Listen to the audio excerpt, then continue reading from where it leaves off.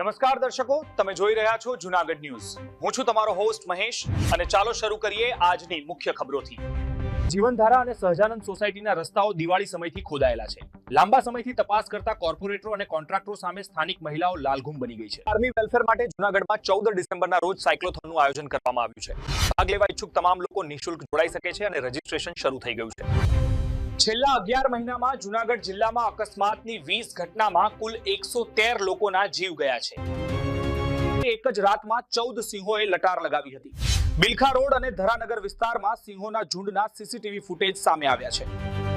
ગિરનાર ઇકોઝોનમાં ચાલતા કારખાનામાં તપાસના પ્રથમ દિવસે ચોંકાવનારો ખુલાસો થયો છે। 20 વર્ષથી પ્લાન્ટ ચાલે છે, પરંતુ આગ બુઝાવવાની કોઈ સુવિધા હોવાનું જાણવા મળ્યું નથી। યુનેસ્કોની અમૂર્ત ધરોહરમાં દીપાવલીને સ્થાન મળ્યું છે। જૂનાગઢના ઉપરકોટ ખાતે ભવ્ય ઉજવણી થઈ હતી, જ્યાં રાણકદેવી મહેલના પ્રાંગણમાં વિદ્યાર્થીઓએ સંસ્કૃતિ દર્શાવતી સુંદર રંગોળી બનાવી। ઉત્તર ભારતમાં હિમવર્ષા હજુ સુધી ન થતા ગિરનાર ખાતે ગત વર્ષની સરખામણીએ ઠંડી 2 ડિગ્રી ઓછી નોંધાઈ છે। મહિનાના અંતે ઠંડી વધુ જામે તેવી સંભાવનાઓ વ્યક્ત થઈ રહી છે। ઝોન કક્ષાની કબડ્ડી સ્પર્ધા સંપન્ન થઈ છે। સૌરાષ્ટ્રના 10 જિલ્લાની 96 ટીમોએ ભાગ લીધો હતો। વિજેતા ટીમો હવે રાજ્ય કક્ષાએ સૌરાષ્ટ્રનું પ્રતિનિધિત્વ કરશે।